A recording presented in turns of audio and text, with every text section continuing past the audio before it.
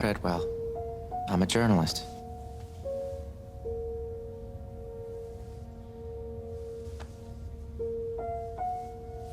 How do you like it here, Amanda? I'm told that your prior foster home was destroyed by a fire. How terrible.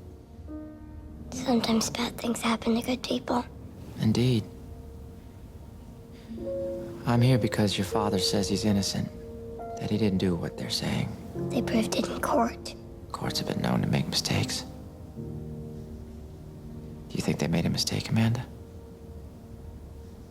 I have to say he's guilty. But they'll put me away, just like him. I am not gonna let that happen.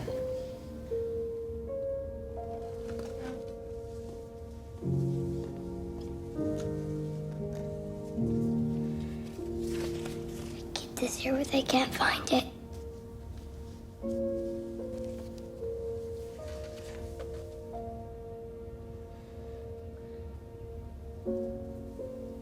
I don't think he did it. I don't either. How'd you like to help me rescue your father? Here to get your side of the story, Mrs. Grayson. Do you have a response to David Clarke's allegations that you two were lovers? Here's my response to you, Mr. Treadwell. If you print a word of that garbage, I will sue you for slander. He says you wrote him a note on the eve of his conviction, promising to go to Prosecutor Kingsley with information that would exonerate him. Clearly no such thing came to pass. So you're denying the existence of that note? And that's the end of the interview. But it's only just begun. David Clarke's obviously using you. Trying to sell his preposterous story in a desperate attempt to launch some sort of appeal. And that's something any reporter worth his salt would recognize immediately. We'll have no part of it. As you wish, but I'm going to write this story with or without your input. Feel free to sue me. My only asset is an answering machine brimming over with livid messages from my creditors. You see, I have nothing to lose, Mr. and Mrs. Grayson. While you, it would appear, have plenty. Just a moment, Mr. Treadwell. Perhaps there is an arrangement that can be made after all.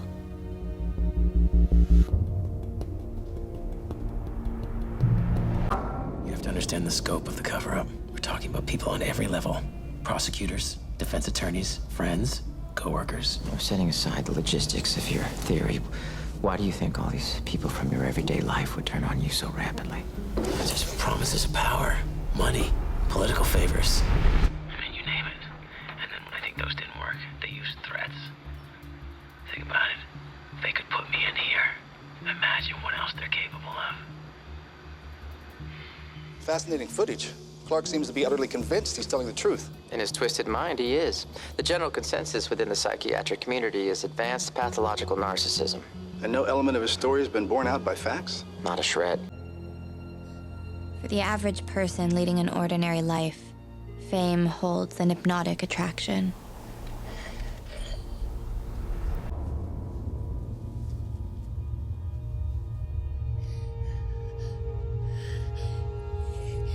And while that may be true, you can certainly smother its ring under the dull roar of conjecture and lies.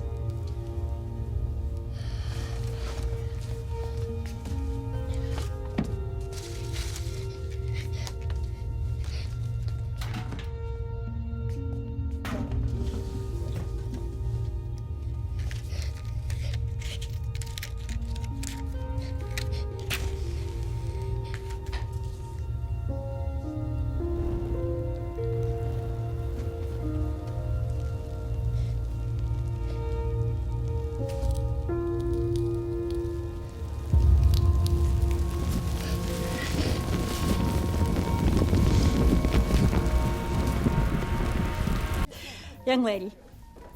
Young lady? Could you please see to it that Mr. Treadwell has an ashtray and find him a place to smoke outside? Leo Treadwell? How'd you like to help me rescue your father? I don't think he did it. A fan, I assume? Your biggest.